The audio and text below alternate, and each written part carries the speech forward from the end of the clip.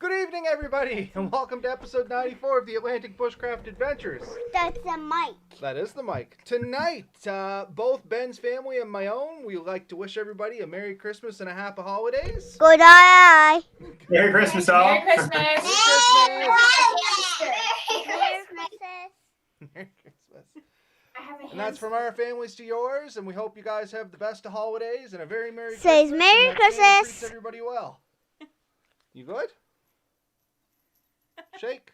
Shake your head. Jingle, jingle, jingle. I'm singing Wish Merry Christmas. Wish all Merry Christmas, wish all Merry Christmas, wish all Merry Christmas, and a Happy New Year. Very good. You were all singing that earlier, Well, weren't you you? girls gotta do something. We wish you a Merry Christmas. We And a wish happy you a Merry hamster. Christmas. We wish you a Merry Christmas and a Happy New Hamster. Year. Good tidings. We're not going that far. Let's not get carried away here, people. Merry Christmas, buddies. Merry Christmas, buddies. I think that sums it up pretty well. Okay, we're going to go right into our podcast and let the women folks disappear. Adios. Merry Christmas. Merry Christmas. You wanna go look at yourself on the video? Video. Go turn the video on. You can see yourself. Get ready for bed. No. Yeah. Or hop in the chair over there if you want. You want to sit with me? Sit me. All right. Grab a chair and come on up. On a blanket. If you need to. Okay, everybody. So tonight, episode 94, and we have some, just some basic updates. I mean, it is close to Christmas, so I believe my child has gone to get her own reindeer. So yeah, hey, Merry Christmas, Steve. So big news, kind of the headliner here, I think, is Ben's news. So why don't you jump right into that, Ben? Yes, so I've been wanting, and I think a little over a year ago, we talked about trying to get, like, for me anyways, a off-road, more worthy vehicle than what I had, being what I had was a minivan and a Dodge Dart. So the Dodge Dart died. It's no longer functioning. So this week we picked up a new to us Subaru Forester. So that will be significantly more capable than what we've had before, which gives me the ability to get further in the woods without having to bum rides, which was less than fun for me. And yeah, the big thing there, Ben, or at least I think the interesting part for this is you actually put a lot of thought into the vehicle that you actually picked up. You had in mind what you were looking for features. Yeah. And then you just kind of got one that met all the requirements. Okay, I'm not holding on to your toys there, bud. So priorities for me was something that was potentially modifiable. So I was looking for things that I could get, like, lift kits potentially for. I wanted something with good all-wheel drive or 4x4 capability. Subaru, I think, really hits that on the mark. 5 minutes It really has, for its segment, one of the highest clearances in the segment. So at 8.7 inches, it competes with most of the other things. So that works out pretty good. The other things were the fact that it's relatively economical fuel-wise, which was kind of a big thing for me, because a lot of our trips really are a fair bit of highway driving before we ever get to the woods or get to a dirt road. So that was a high priority for me. Well, one of the neat things, as you were saying there about some of the features, is we figured it out. And my new Ford Ranger and your new vehicle are almost like the exact same clearance, which is kind of neat. Because what year was yours, Ben? I don't want to say the wrong year. So I think it's 2015. Actually, I know it's 2015. So 2015 Subaru Forester. Forester, yeah. So yeah, we actually went online and we found, and I don't have the numbers here with me, but we found the approach angle, the departure angle, the breakover angle, and the clearance. And really, neither vehicle vastly beats the other.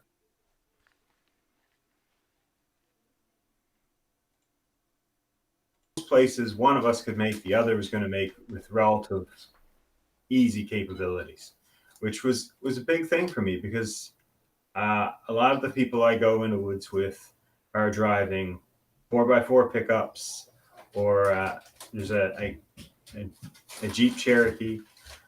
And when I look at the numbers, and I mean, this is all to numbers. I can't, I don't have the time and budget to take every possible vehicle out and stuff. This vehicle tended to meet those capabilities and have what I hope to be a reliability that I think I can trust.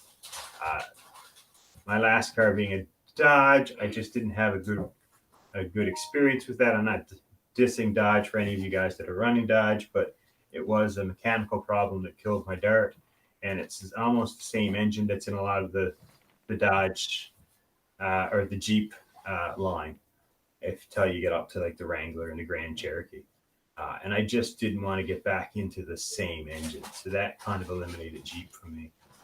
So I think this is one of the best all-around vehicles for what I wanted. And it's not on precedent. So I've been following a bunch of people on YouTube and stuff that are using these vehicles as overland vehicles. Overland is not quite where we are. We are much more into the woods and getting away from the vehicle and away from. But a vehicle to me is a base of operations. It's what gets me as close to the woods as possible, or as deep into the woods before I have to go to my, to walking, to boating, to whatever I'm taking. And I was able to pick up. So I picked this up on Monday. Tuesday, I already had roof racks, J racks show up from Amazon and Princess Auto.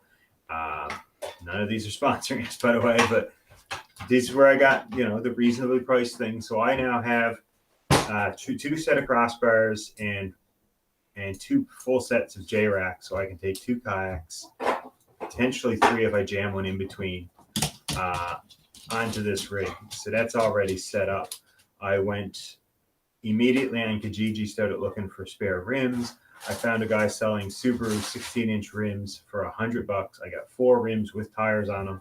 The tires are iffy quality, but at $25 a rim, I wasn't really complaining too much. So yeah. I got a spare set of rims. So I'm going to end up putting a bit of money into this. And I mean, some of it's in making sure that I'm satisfied with the mechanical soundness of the vehicle, because it does have a fair number of kilometers. So I'll be changing fluids.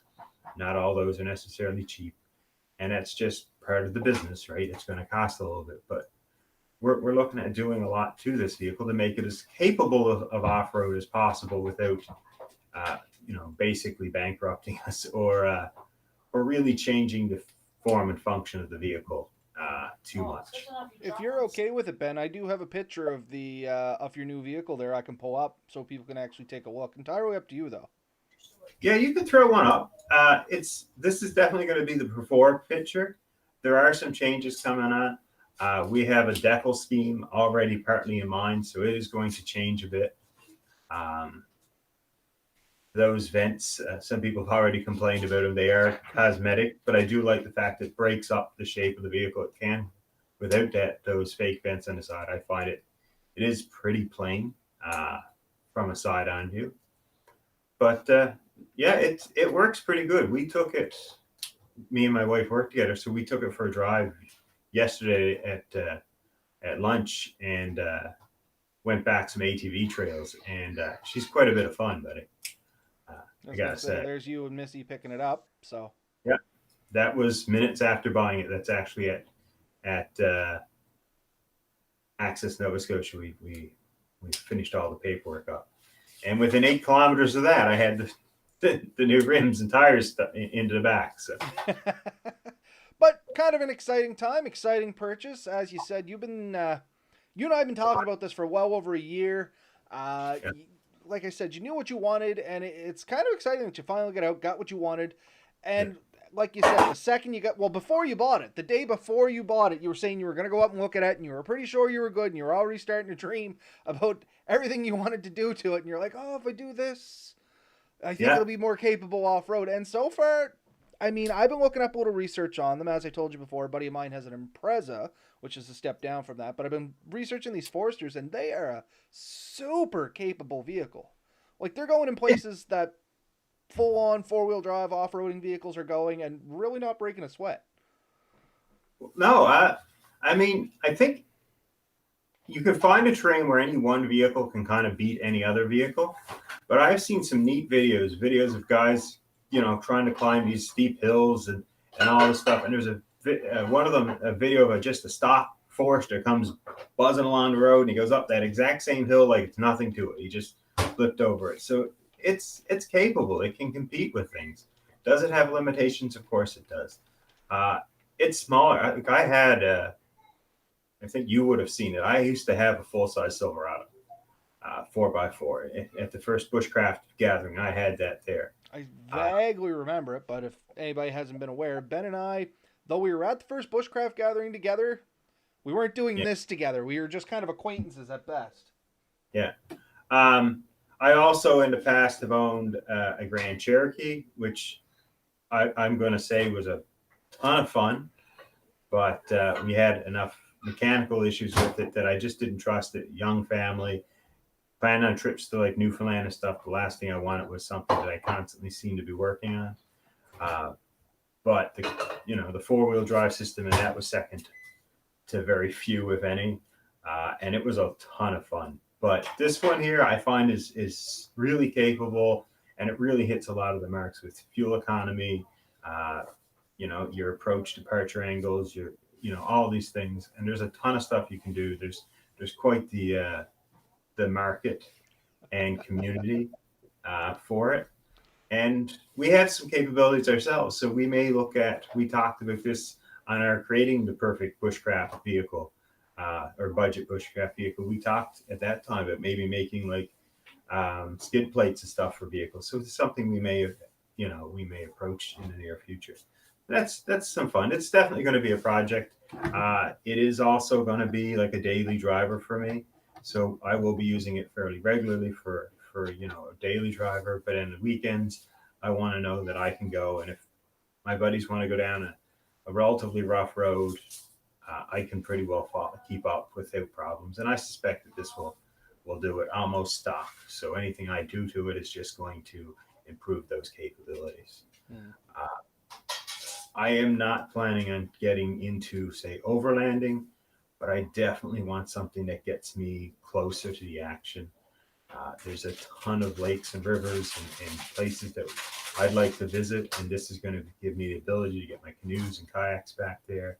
It's going to get me the ability to get a little closer and do camping and stuff, and be pretty secure in the knowledge that when it's time to come home and get out of that, I'm going to be able to do it, even if the weather does change off a little bit and stuff. So it's going to be fun, and we will definitely have follow-ups and probably a few just reports of what's happening. Like I said, I didn't really have it for more than a few days, and I already had roof racks put on it and the crossbars, and I got the J rack set up. We have some other plans for it, so it's going to be a fun bit of an adventure. That we put new floor mats in it today. Not exciting, but just trying to keep it in the best shape as possible. So all this stuff added will definitely have an effect. No, I think it's going to be a ton of fun. Like you said about the skid plate thing, already kind of thinking about ideas for that. If you ever do go to tackle it, I got some things rolling around in my head. But I think it's very doable. And like you said, stock, I don't think you're going to have much issue with that thing anyway. No, I don't think so. Like I said, I went down an ATV trail pretty well with it the other day, and had to climb the tires over a few interesting looking rocks and things, and it really didn't hesitate too much. And this morning going to work, we hit sheer ice, and honestly, it still has the tires that came from the dealership, which aren't necessarily the best winter tires. And I watched the truck ahead of me. He was fishtailing all over the road. People, when they turned the off ramp, he pulled right off. They said it was like you could see that they weren't. And this thing was tracking true. The biggest issues I had was when I had to try and stop because once you stop, you end up with the same traction as pretty well everyone else. There was one turn, I think every one of my coworkers managed to hit the curb when they did it. I didn't, but I'm not going to lie. When I looked in the rearview mirror, I was inches from hitting it. But I can only say that that all-wheel drive system pulled it out in time. So I do know it's capable, even without the greatest tires. It was doing pretty good. I had those 16-inch rims. It comes with 17s, I believe. So the 16-inch rims can allow me to put a decent all-terrain style tire on it that'll give me some good capabilities on multiple terrains and stuff. So that's one of the big initial things that I want to get done to it. No, most excellent, and something I just wanted to make mention of. If anybody's wondering, and not that I'm a mechanic in any way, shape, or form, and Ben could probably add a little bit more into this too. The difference between all-wheel drive and four-wheel drive is, of course, all-wheel drive is it's all-time four-wheel drive. It's designed to run an all-time four-wheel drive, and as such, generally you have a computer controlling the power that's going to the tires, which in the instances like Ben was saying, like slippery roads, kind of muddy areas, anything that's really slick, it's kind of a benefit over four-wheel drive, personal opinion, because you do have that computer controlling everything. And if it does have a tire that's slipping, it's going to transfer that power to the tires that are not slipping, and it's just going to keep you tracking truer. Four-wheel drive, on the other hand, tends to be a little bit more advantageous in like rock crawling and really rough terrains, because you can like walk the differentials and stuff like that. But generally, it doesn't have any kind of system to transfer power from the wheel that slips to the wheels that grip. I think that's an old term coined for some commercial, but anyway, that's the truth. But when you walk it in, both axles spin at the exact same time, which has its advantages, it has its disadvantages. Big disadvantage is turning radius. In a lot of those four-wheel drives, if your tires are gripping, you try to turn, it's real easy to break a universal or a yoke or an axle or anything like that you want to go on about. As we're in all-wheel drive, generally the computer will kick in and it'll compensate for that, and you just mosey on like no difference, in all honesty. Yeah, I remember with my my Silverado, if it was in four-wheel drive and you tried to turn around in a parking lot, you would feel it bind. Like it would actually struggle to do it. And I have no idea what the proper term for that is, but what I've always called it, and what it was always been called when I grew up, was dog tracking. It kind of like the wheels almost judder sideways. You know what I mean?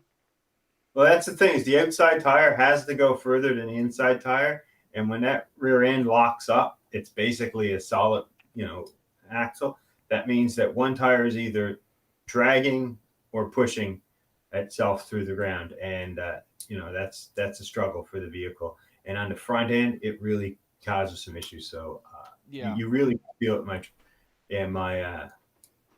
my truck.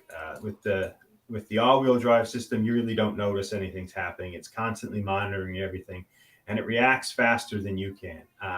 This one also has the X mode, which I thought was a pretty interesting little thing. And so if you're at lower speed in bad weather or bad terrain, you put this thing on. It's sort of a bit more of an aggressive all-wheel drive system, and it's really fun to play with. I've already tested it a couple times. And one of the things it does is a hill descent system. So yourself, when you're going down a hill and you apply the brakes, all four brakes lock up, and that's when you could potentially slide off the hill and have an issue. This will actually individually control each of the wheels so that none of them lock up and control your downhill. So my father-in-law has a rather steep hill, and when we were down, there was still quite a bit of snow. So I drove straight up it and parked. When it came time to do it, come down, I put on the X mode and just backed all the way down with it. And it's really neat. You take your hands off, well, not your hands off the steering wheel, but you take your feet off the pedals. Yeah, it just does everything. Let it do its thing, man. But no, you don't have to touch the brake or the gas. And it just basically controls you down the hill at a nice, reasonable speed. And all you have to do is pay attention to steering. So it really does take a lot of the load off your mind, because and I talked to other people with it, basically unless you had 4 feet or 4 ways of controlling the brakes, you could never try to match what this thing will naturally do. So, I think it's a capable rig. I'm not saying it's the best rig in the world, but it was the best one for me at the time. And I did look at quite a few, and I did do a lot of research. This is the one that seemed to do it for me. We shall see if it works out as well as I hope it does. I really do think it will. Oh, I think you're going to have a good time with it. And a comment here where I was talking about the dog track in there. That's only if the 4x4 is lockers on lost conditions. The wheel with the least amount of traction will still spin. Similar to all-wheel drive. So there you go. Like I said, I'm not a mechanic. I don't really pretend to know all the ins and outs. That was just a quick googly search while we were talking about it. And then, of course, he said at the end of the day, both are still better than a two-wheel drive. And that's, like I said, if you want to look more into it, just jump online, do, four-wheel drive versus all-wheel drive, and there's a lot of great explanations out there to get you the basic gist of it. Long story short, each has their place. Both are still better than two-wheel drive. Yeah. Oh, yeah. And even from, like, one manufacturer to the next, there's differences where one seems to work better in one situation than others. But I'm not going to say that one is absolutely always better than others, because I watched a ton of videos of people testing it. One of them, I watched a Kia all-wheel drive system do something that the Subaru wasn't able to do. I've seen ones where almost every manufacturer beat another manufacturer. But I think a lot of it is that particular condition, that particular, drive system was able to handle it better. But with, hundreds of types of terrain and hundreds of types of weather conditions, no one system is going to be the best in absolutely all of them. No. So look for one that's really working for you. Yeah, that's the thing. Do your research and make the best judgment you can. And we're advocates of that for everything anyway. Yeah, so that's kind of my exciting news, my kind of early Christmas type thing. It's going to be a lot of fun for me. And it's great to have that peace of mind there. So should be much more to come to that. I certainly hope it is. I'll be pretty disappointed if we don't hear about this again. But yeah, like I said, we're even planning on decaling it out. So there'll be some ABA decals on it. Sure. So like, I'm sure there may be some of those in your vehicle. Oh, I'm sure there's at least one. Yeah. There's at least one on my truck and at least one on my motorcycle. So. And we may have some other things going on with that. So if it works out good, I'll show you, and maybe you'll be interested in some of that too. So. Okay. So the other thing we want to talk about tonight, just going off topic, we may end up back on this. We talked about last minute gift ideas for bushcrafters. And we're talking true last minute. Like if you need something now, Danny, I have a RAV4. I like it other than the ground clearance. And that's one of the things that look at every major manufacturer, and they're going to have some, actually you said it right above it. Each manufacturer has their own perks and specialties. If you're in the market for an outdoor vehicle, you have to do your research. And that's exactly it. Like each vehicle is you just have to know what you want. And that's what we said at the start of this. Ben knew what he wanted in a vehicle. And instead of going, oh, I want a Subaru, he was like, I want X amount of clearance. I want all-wheel drive. And then he just found the vehicles that fit into that and done some test drives. But yeah, anyway, back on topic. So we're talking true last-minute gift ideas. Like if you have to go out tonight and buy something, these are some good ideas for any bushcrafter. Now, for anybody, maybe not. But for any bushcrafter, I can guarantee you they will appreciate some of these gift ideas. So you don't want to go back and forth, Ben, and hope we don't hit the same ones? Or you want to do this? Sure thing. I have quite the list. To start off with, though, I want to bring this up. So one of our first Gear of the Month things, we talked about notebooks in the woods, I believe. Journals.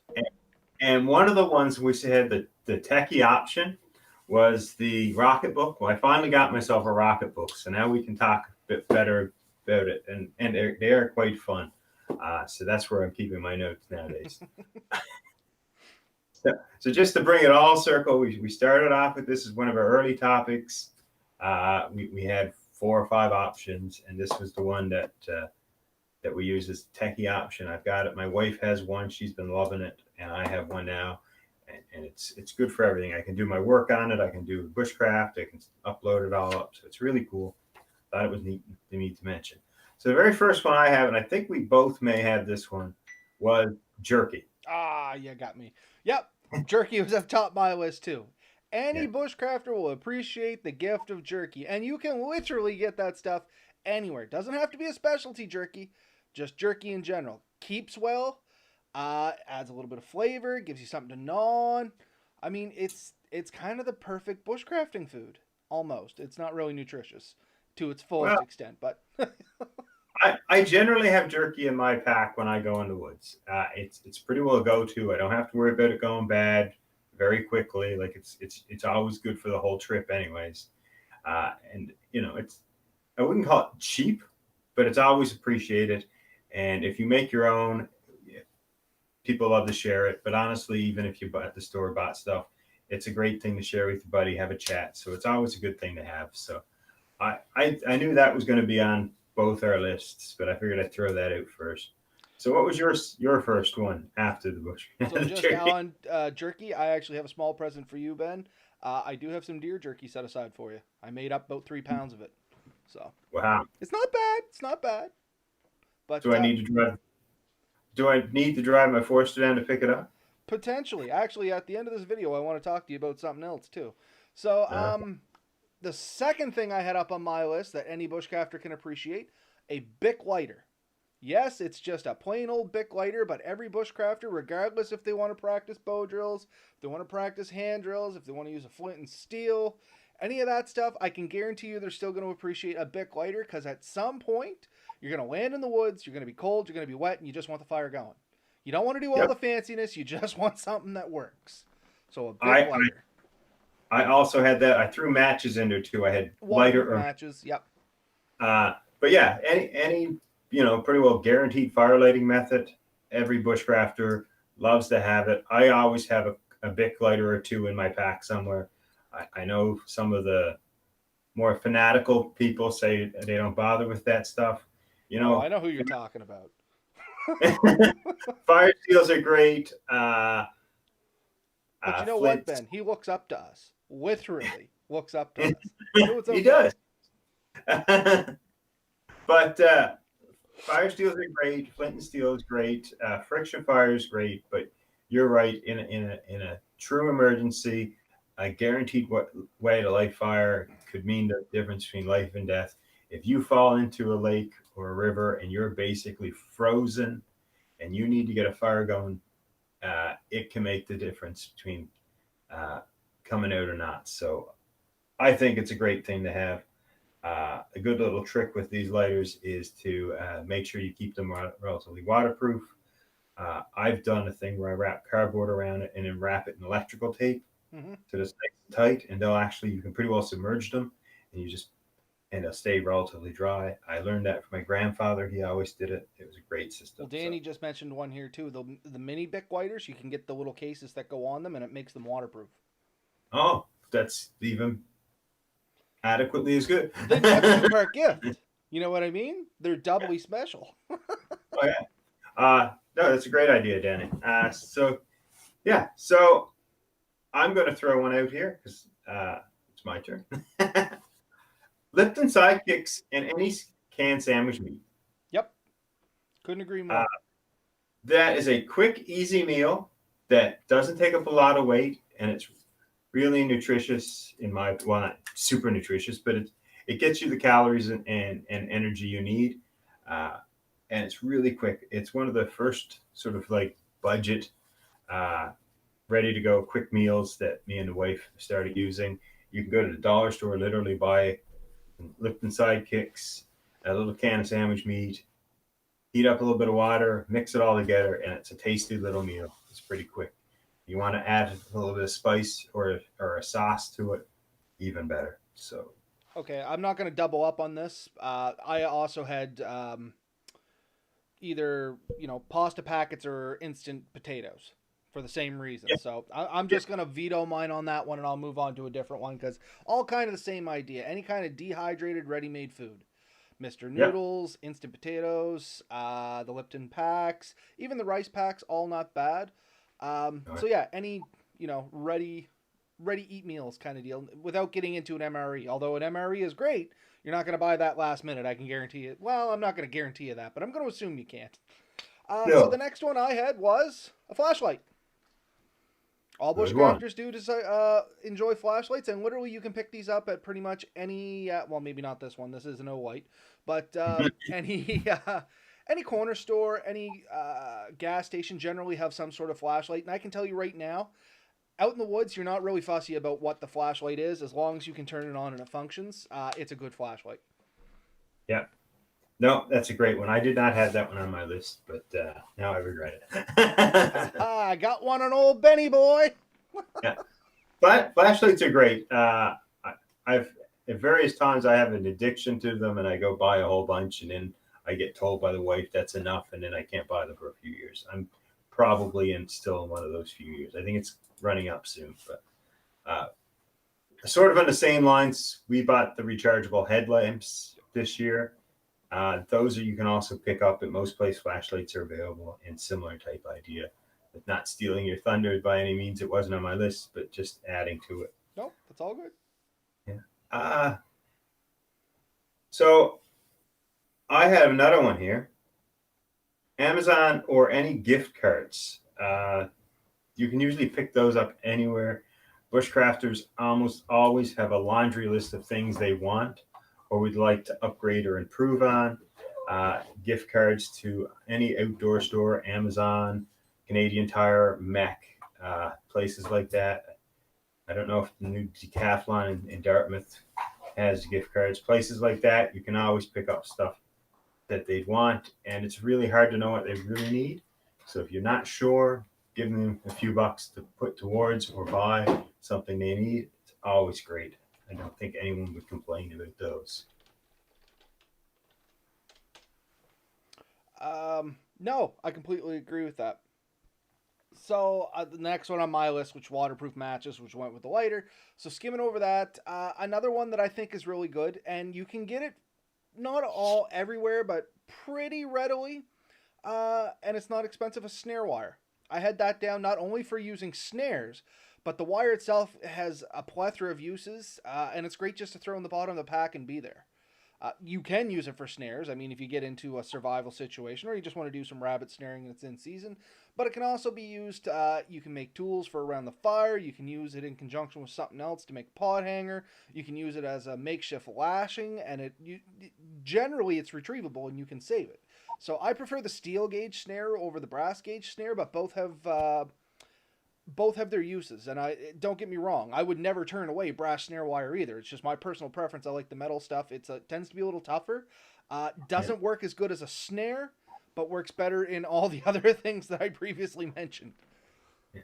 No, that is another great one. I've seen that used to basically mend gear, sort of like, because it's almost like a needle and thread in itself.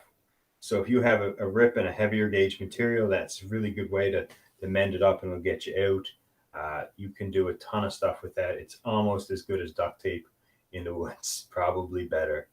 I had duct tape on my list. Well, since we're on that sort of path, I didn't have snare wall, but I did have rope paracord tarp as a heading. So that's, I mean, paracord is another one of the ubiquitous fix-all things that bushcrafters seem to like. But other ropes I find have their advantages. You can never have too much of those things, and basically any type of tarp or tarp-like material tends to always find its way into any bushcrafter's pack, whether it becomes used as an actual shelter, as a ground protection, and a plethora of other potential reasons. It's just a good thing to have to protect your gear, protect yourself, you name it. Bushcrafter has found a use for it, I think, in that regards. Did you want to add to that? No, it all kind of fell right into that. Like you said, the snare wire, paracord, of course, is, I don't want to say the golden standard, but is definitely one of the most talked about items when it comes into bushcrafting. Everybody seems to have an opinion on paracord, be it 7-strand, 9-strand, whatever, survival paracord. But the bottom line is any kind of lashing or rope tying material, you're going to find a use for it. See, my favorite, and it's not easy to get, like paracord you can get almost anywhere. You can literally go to the dollar store and pick up paracord. I like the Amsteel. You've seen me use Amsteel, and Dyneema style ropes. I have the thin stuff, lash it or slash it. I can't remember which. I got But the that lash it stuff, and I like it. lash it or sling it. Sling it may have been the other name. Those things are awesome. I've used them for tying down tarps. It's really small. It's very strong.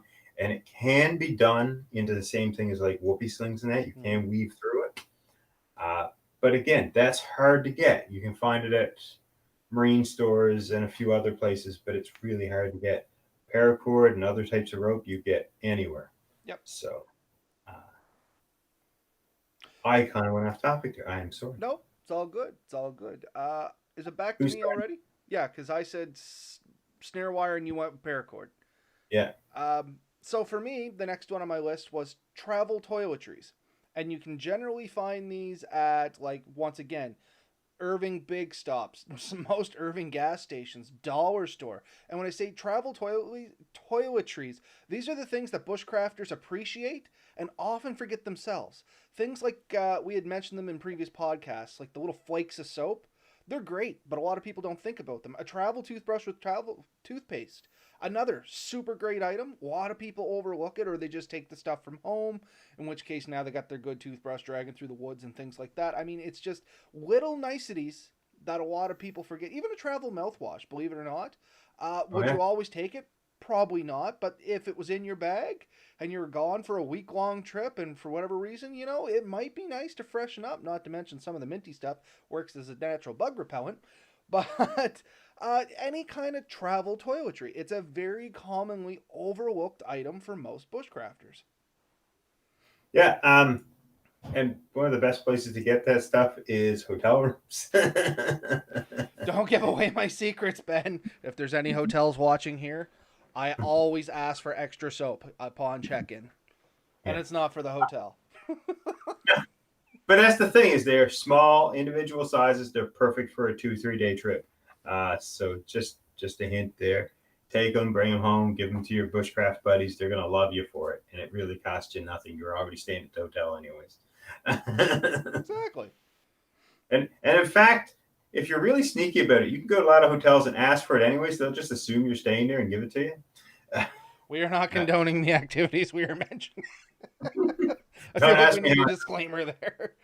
But You ask if they give it to you. It's not I mean, illegal.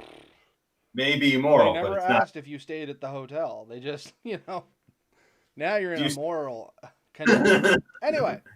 I have here. This is one that it's always kind of useful. Tent pegs, especially the aluminum tri-wing ones. Mm-hmm. You can get them at Canadian Tire, oftentimes at gas stations and stuff.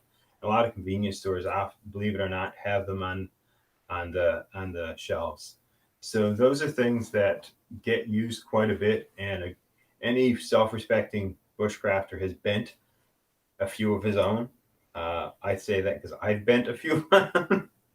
So it's always nice to have a stash of spare ones. I have bent so many pegs that I'm to the point where I just look for other things other than pegs because I assume that they're already broke. Yeah, I mean, any good bushcrafter can make a good one out of sticks, but you'd be surprised, especially if you're in a softwood forest, how hard it is to find a decent piece of wood to make a tent peg. Because softwood, it tends to be too brittle to properly drive in some of the ground it grows on. That's just my opinion, but I would say that my luck, it seems to be pretty accurate. So one was mentioned in the comments. It was on my list, but down towards the bottom, so I'm going to mention it now, and hopefully I don't steal it from you as well there, Ben. But good idea is the heater packs or the hand warmers. You can find those sometimes at the dollar store. You can find them at most gas stations. Definitely Walmart, Canadian Tire, any of the big box marts are going to have them. This time of year, they're great for keeping your hands warm, feet warm, as they were designed for, or as Ben has taught me. Throw a couple in your sleeping bag to pre-warm it up and get into those little spots like the crease of your back and stuff where some cold air could accumulate. Man, it adds so much comfort to your stay in the woods. I was in the dollar store the other day, and they have the liquid packs with the little disc in it that you break. And those are rechargeable. You can redo them. Just put them in boiling water till it goes clear, take it out, let it cool off.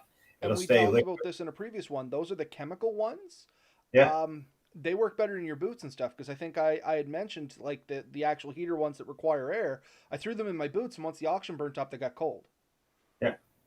So those are pretty good. I seen them in the dollar store. They actually had little cute knitted mitts that went over them, which I thought was just a cute thing for a gift or something. Makes it look a little bit more pretty, which is a thing for some people. But like I said, you can buy it at the dollar store. First set I ever bought was from Lee Valley. I think we paid like $7-8 a piece for them. You can now pick them up for $2-3. So it's something else to look for. But any type of hand warmer, be it chemical, burning, because Zippo makes one with a solid rod, or these reaction style ones, they're all pretty good. So anything like that, it always helps. You got frozen hands or feet, it makes the trip miserable. If you can fix that relatively quickly and easily, it makes the difference between a great trip and a horrible trip. It really does.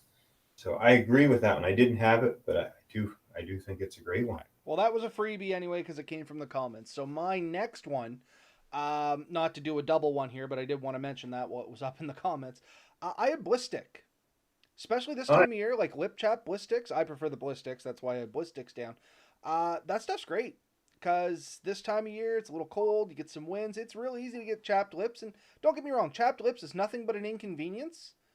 But man, it can turn into a big inconvenience if it gets bad. Oh, definitely can. Yeah. Since you mention it, not on my list either, but along the same lines, sunscreen. Yeah. Small ideally. Similar thing. The weather can dry out and chap skins and stuff. So things like that. Yeah. Any type of product along those lines comes in quite handy. So that's a good one too. Yeah. Just jotting some of these down for myself. I know what I'm asking for tomorrow night. So I got one I'm going to throw out there.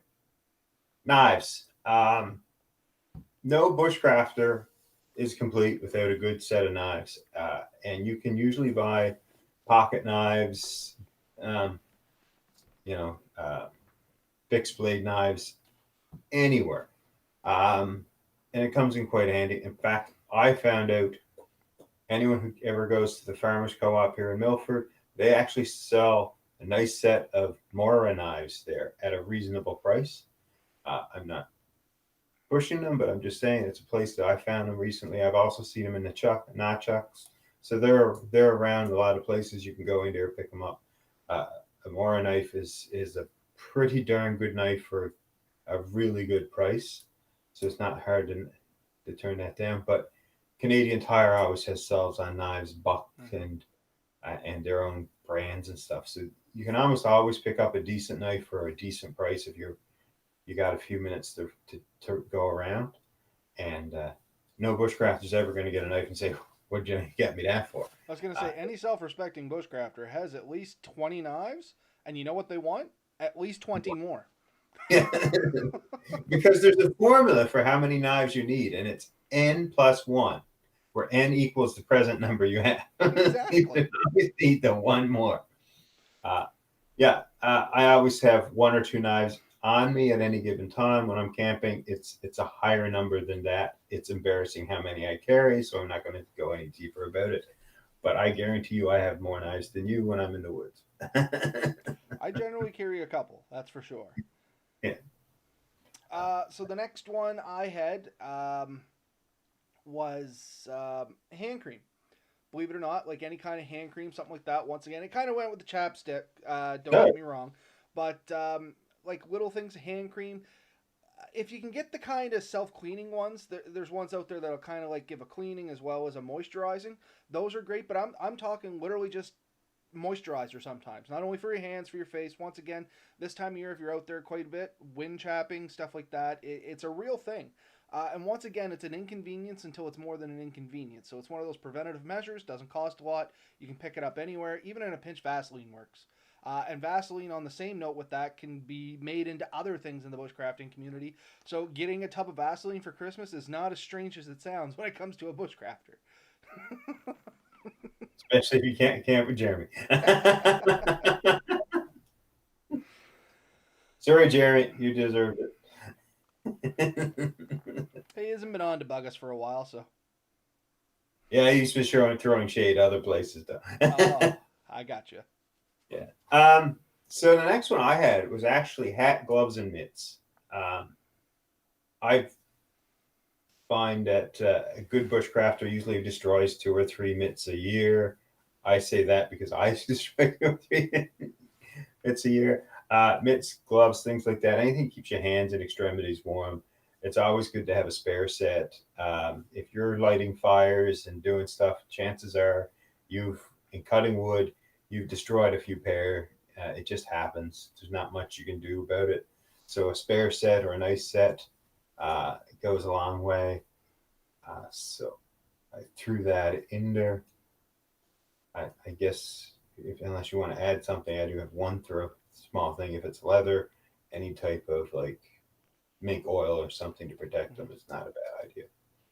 No, completely agree. I only have one more on my list anyway, and it's literally just anything wool.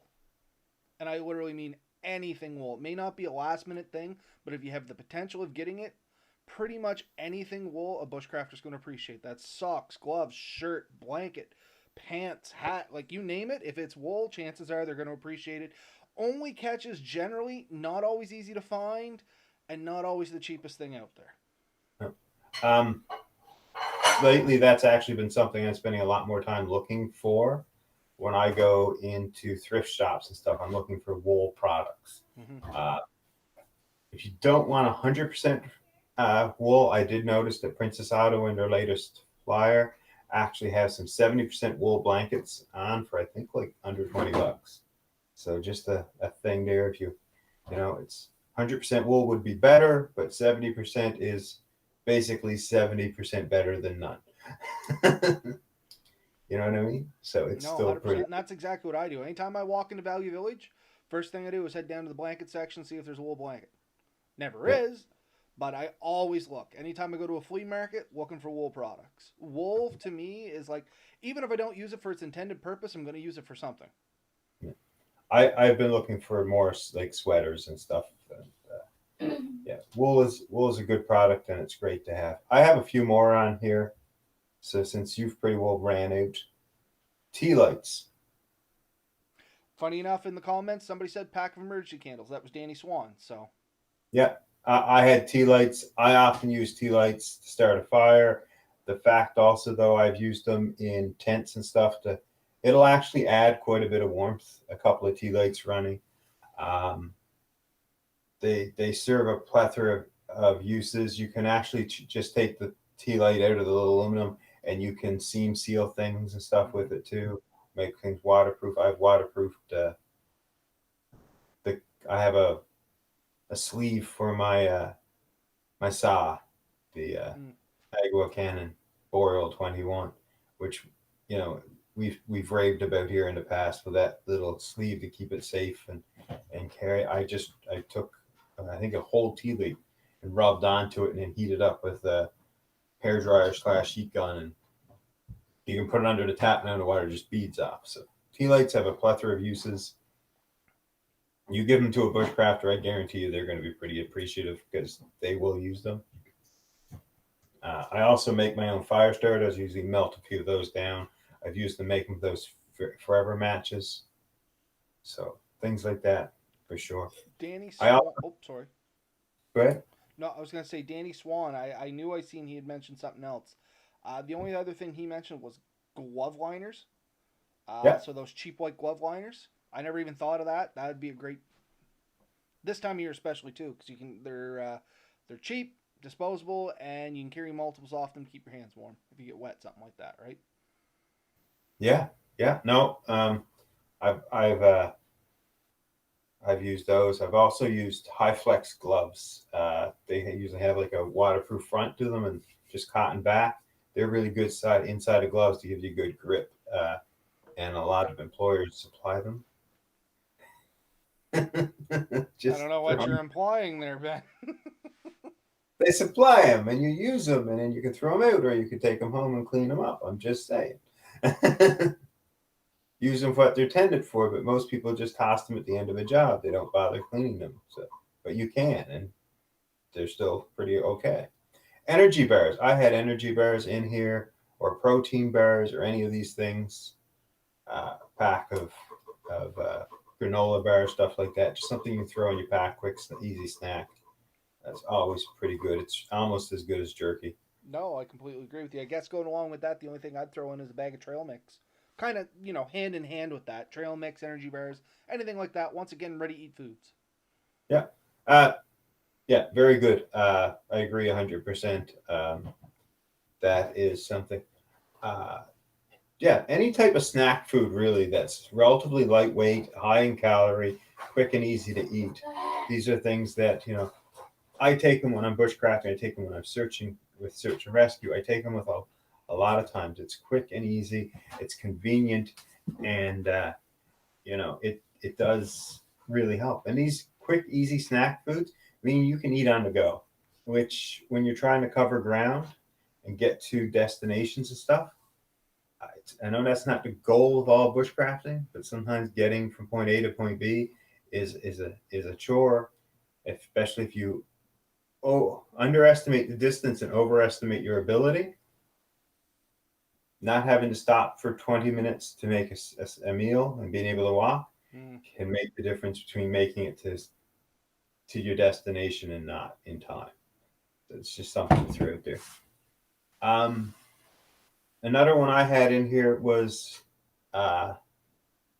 those little containers of drink mix. Oh, Mio, or any of those, right? Yeah, there's a dozen brands, and now we've bought the ones that are made by, like, I don't know, Gatorade, but they're the vitamin style ones with the electrolytes and stuff. It really changes, like, the taste of water, gives you a bit of flavor. You get your water, you put a couple squirts in, close it up. Doesn't take a lot of weight or volume, but it does add a little bit to your meal or your drink, so it's kind of enjoyable. Any idea what a Neo Rock is? Mio Rock? Nope. Oh, Mio. I think it's supposed to be Mio, and he just hit N by accident. Oh. It's like Mio Rocks. Sorry, my bad. I misunderstood that, OBO, or Old Bastard Old Bastard Outdoors. But yeah, no, anything like that. It's just a drink supplement or a flavor enhancer at the minimum. Yeah. Or as Ben was saying, if you get the vitamin ones, you can actually get a little bit of nutrition out of them. Yeah, you get either nutrition or electrolytes, so like sports drink mixes or whatever. Fairly good. Dehydration, we've talked about this before, is not just not getting enough water. It's not getting enough of the electrolytes that go along with it. There has been cases where people are drinking, and this isn't usually a problem for bushcrafters, but if you drink purified distilled water, you will eventually end up with serious health problems, if not death. It's because you do need the electrolytes, you do need salts and stuff.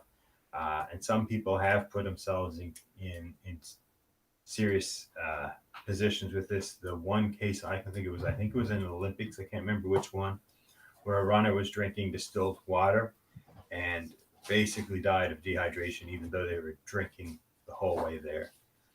They get all the stops in that. But when they got there, they had basically sweated out all their electrolytes, their salts, and serious repercussions, right? So I think that covered most of the ones I had. There's definitely others that we didn't get around to mentioning, but this is quite an extensive list, I think. Yeah, and I think they're good little ideas. You know what I mean? Everybody can build off that. Yeah. And it's these little things that, to keep in mind.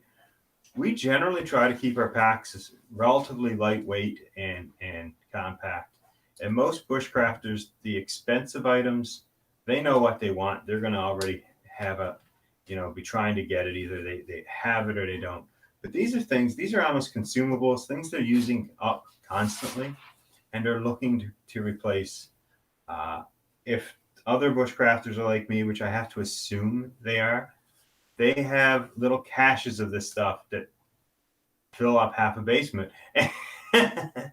And they're constantly replenishing it and taking from it. And I bet you if you turned your camera, there's quite a bit of this stuff within We're not going to do that, inside Ben. it. We're not going to do all, that. we're all a little ashamed of how much bushcraft stuff we gather. There's a reason I keep my camera over here to the corner of my office. Let's just say that. Yeah. Yeah, there's a reason we're not still in the basement for mine. Because bushcraft world's built into podcast world. But no, those are some things I think, we have killed our hour again. Like We have, and I'm surprised. I was expecting this to be a 30-minute episode. Doesn't seem to exist for us anymore. That's not a thing. And we could talk for quite a bit of while on these types of topics. And I'm sure some of the people that are listening are looking forward to talking with me about this. I know there's a few that I've talked to about maybe a camping trip coming up. So, but no, we've always, both of us, really enjoyed talking about this stuff. I mean, it is a passion for both of us. So it's not hard for us to kill an hour. But it is Christmas, and I do know a lot of you guys have gifts to wrap and packages to at least put people's names on and stuff. Speaking for myself here, I'm sure. I was about to say, as soon as we're done with the podcast, I got to go wrap presents. So we'll let you guys go, but I think we'll repeat what we said earlier.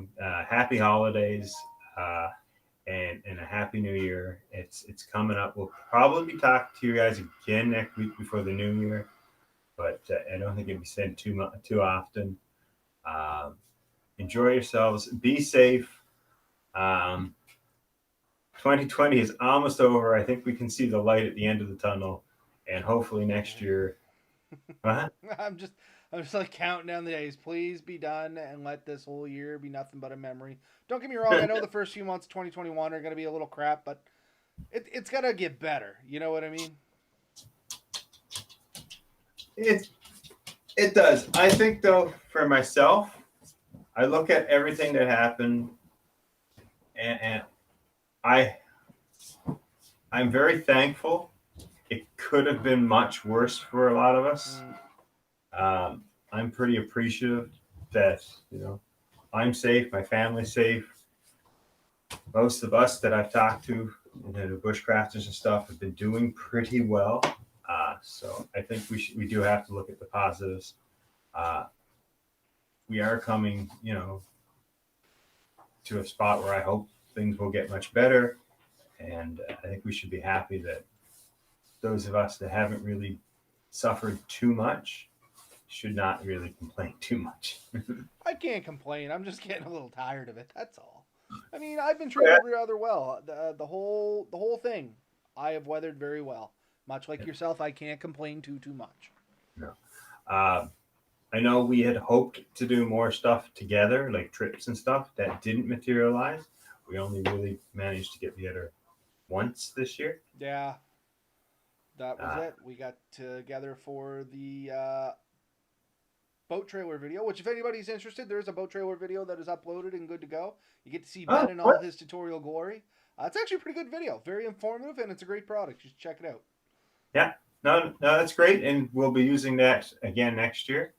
I expect a few more water trips in the future. For sure. There's a few lakes I definitely want to hit. A few people I've already been talking about getting out with and doing things with. So I'm really looking forward to that.